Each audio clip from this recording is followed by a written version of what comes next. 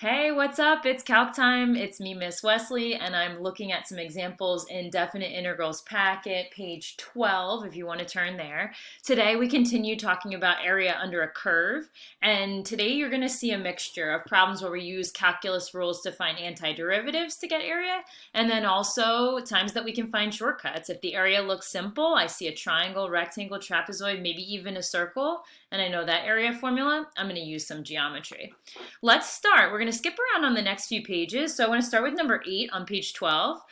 Just to warm up into it, some easy functions to graph. It looks like everything here is linear, which is nice. And it says find the area of the region bounded by the graphs of the equations. All right, let's get down to it.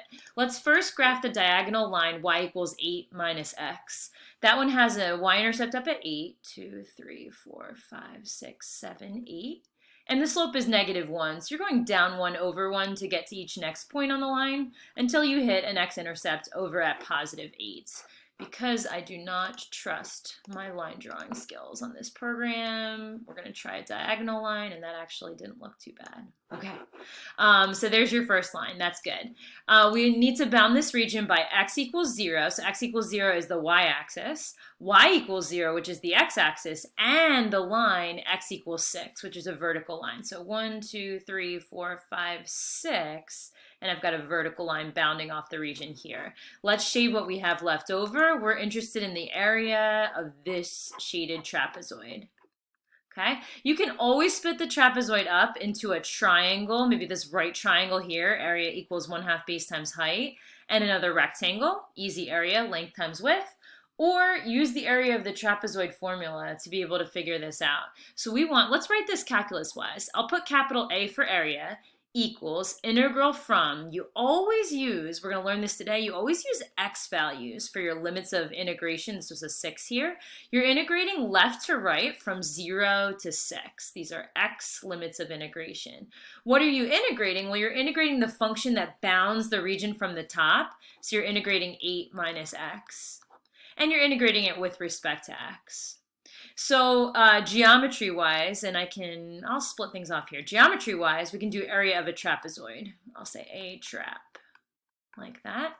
That's an area where you can average the two bases and multiply it by the height. You have base 1 and base 2, kind of average together, and then multiply, if this trapezoid's on its side, multiply it by the entire width or height. So we'll say average of the two bases. One of them is just 2 units, and the other one I think is 8 units, so 2 plus 8 divided by 2. Times the quote-unquote height here of 6 units long. And that's going to be 10/2, so 5 times 6 should check out with an area of 30 square units. Now, I said we were going to do a mixture today of some geometry shortcuts with some calculus. Could this one have been just as quick using calculus? I wonder. I'll just put an arrow off here and use calculus. Whoops, calculus. And I'll say, well, I have to find this integral here. We know how to anti-differentiate this. We'll make it 8's integral, which is 8x, minus the integral of x, which is x squared over 2. We want to evaluate that from 0 to 6. We got those from the picture. And this should give you the same answer. Plug in the 6 first. So 6 times 8, 48, minus 6 squared over 2, 36 halves, which is 18. Minus, this same expression with zeros plugged in, 0 minus 0. 48 minus 18 also gives you 30 square units. This one didn't say whether you had to use geometry or calculus, so pick either method to get 30. I'm looking at this one and thinking geometry is probably our best bet. Check it out. You've got these two, must be a piecewise function for f of x, these two line segments, and there's a huge jump discontinuity in the middle. Can we interpret this question? What's the value of the integral from 0 to 5, the area under the curve or between the curve and the x-axis of f of x dx, taken with respect to x? Let me shade off the region in question. I'm just going to put a dotted line down at 3, and 5, and maybe another one at 0. I have a nice big trapezoid here, which can be split up into a triangle and a rectangle. And then I have a rectangle that's going to constitute negative area that appears below the x-axis if I want to get myself all the way up to 5. You decide how you want to handle this first shape. You want to do average base times height like we did the last one, or you could split it up into a triangle and a rectangle kind of easily. Since I didn't do that last time, let me just show an example of that here. What's the area of this right triangle? We've got 1/2 Base times height, so base is 3 and height is 2. 3 times 2 is half of 6, which is 3 square units.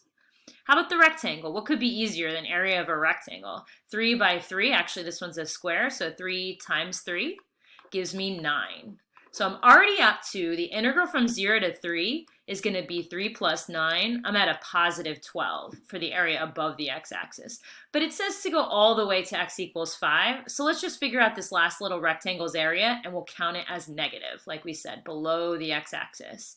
So 2 times 2, a little square again, is going to be 4. The area is 4, but it's negative since it's below the x-axis. Let's subtract 4 from the area. So 12 minus 4 gives you 8 square units of net area above and below the x-axis. Okay, 10 looks kind of cool. And for 10, I don't think I want to do it with calculus. I'm not really interested in trying like a U substitution or anything crazy like that. I want to use a geometric formula to evaluate the integral. This one's a good one for us to talk through together. If I had a calculator in front of me, I could graph this equation in y1, and I hope you're not too surprised that you're going to get a semicircle. Let me just remind you of that here, semicircle. And why is that? Well, look at what's inside of it. If I had a function like y equals the square root of 36 minus x squared, and this is just the positive square root of that, imagine what would happen if you squared both sides. You would have y squared equaling 36 minus x squared. And if I move the x squared to the left-hand side, this is all kind of just like showing why it's a semicircle, you get an equation of a circle, if you think back to your conic sections, in standard form, centered at the origin, radius is going to be the square root of 36. Radius is going to be 6. So here goes a semicircle. This is not going to be my prettiest graph, I can warn you right now. It's centered at the origin. It's got x-intercepts at 6 and negative 6 and a y-intercept up at 6. So I'm hoping your curve, see I already messed it up. Your curve hopefully is a little bit smoother than mine. You're looking for a semicircle here. I told you, nobody's perfect. We want this area between the curve and the x-axis. So think back to your area of a circle formula, right? Area of a circle equals pi r squared. And if this is a semicircle, if this is half of a circle, I just want to cut pi r squared in half. So this integral is going to equal the area, which is 1/2 pi times r squared. Let's think back to r in the picture. We said r was the square root of 36, which is going to be a 6. This is one where I would really need to see the picture before I'm able to solve it out. This one deserves probably a double star there. And we can leave our answer in terms of pi. 1/2 times pi times 36, which is the same as saying 18 pi exactly units squared. Okay, so expect to see some semicircles, some rectangles, some triangles coming up on the next couple pages. We have some good ones on page 13. I love to start with the first one. It says find the indicated area. The area above the x-axis and below this function here. Now, just like I was trying to hint at you, hey, maybe you know something about that graph in the last one. Maybe you know a thing or two about what it looks like. I'm going to tell you the exact same thing here. You tell me. Think back to just graphing higher degree polynomials. What shape is this? Are you thinking parabola because x is squared? And are you thinking that it opens down because you've got that negative sign in front of the x squared? And let me push you further. What's the 4 going to do?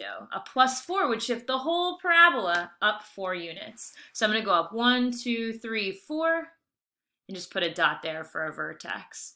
You can go in and plot more points. You know what's really crucial that I find now are the x-intercepts of this parabola. So I'm going to do that right here, x-intercepts. So some pre-calc review. Anytime you want intercepts of a function, you can plug in 0 for the opposite variable. So you can say, what would I get if I solve out 0 equals 4 minus x squared?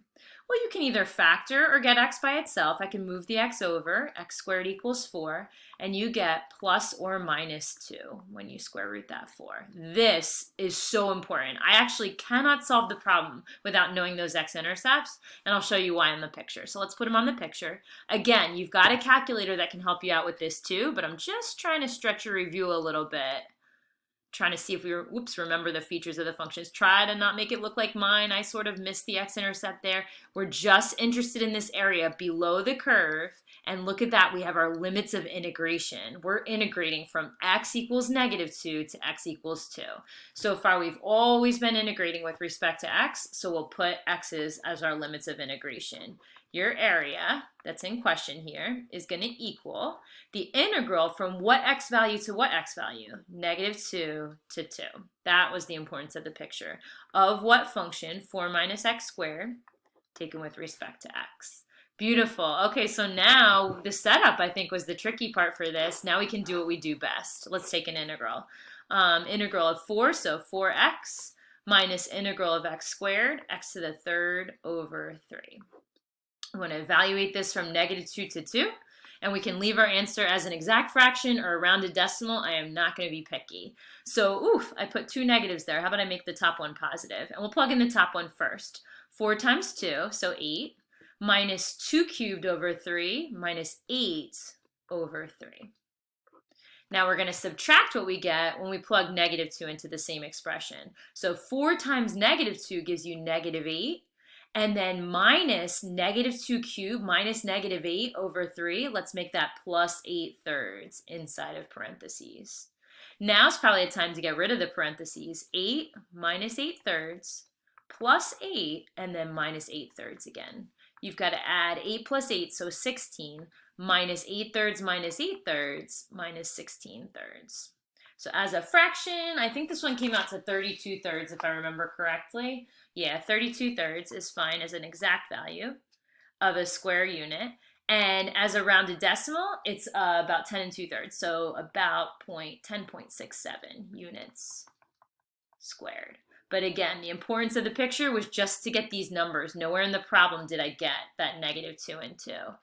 The next one is actually a little bit nicer. I do want to show the picture just for practice, but we're given so much information that you can actually solve this one without it. First, think of what the graph looks like. Looks like I gave you another parabola. So 2 parabolas back to back. This one's centered at the origin. And I could just plot some easy parent points to get a rough sketch of this. Remember I said this time the sketch isn't going to be as crucial. Yikes. I got to work on my graphing, guys. I'm missing these points. We're going from x equals 2 to x equals -2, but I guess the other way around. Hopefully your picture's looking a little nicer than mine. And I want to shade all the area bounded by the curve. Can I get that there? Bounded by the curve and the x-axis only in that region. Whoops. Well, good thing I said the picture isn't too crucial here. You're going from 2 to -2 and you're just shading this area in here. Okay, so let me make less of a mess out of this. You want the area from, they gave you these numbers in the original, from -2 to 2, x values, -2 to 2, of just x squared, taken with respect to x. You know you're going to get a positive area measure. It's these 2 curved areas added up, and they're both above the x-axis. Why don't you go ahead and try this one yourself? Feel free to pause the video, then come back and check with me. So integral, so x to the third over 3, taken from -2 to 2. Start off by plugging in +2, you get 8/3. You want to subtract what you get when you plug in -2. So minus -8/3. That's like doubling 8/3. 8/3 plus another 8/3. For this one, you get 16/3 exactly. Rounded answer, 5.33 units squared. Like I said, we're skipping around on this. I'm going to leave number 3 to you, and I'm actually going to leave this bottom section to you. I'll just give you a little bit of a pep talk about it. Number 1 is when you go to try 4 to 11 on your own, there's a typo in 8 and 11. They're the same exact problem, so you're just going to change one of the 2 questions. Can you change number 11? Instead of the integral of the absolute value of f of x from -3 to 9, make it the entire picture from -9 to 9. When you go through and label up this diagram, you're going to just find areas using geometry. Find the area of this triangle, fill it in, maybe area of this trapezoid or triangle and rectangle. This is considered a semicircle. Radius is 3 units, a triangle, and another one at the end. Okay, I'll see you in a little bit.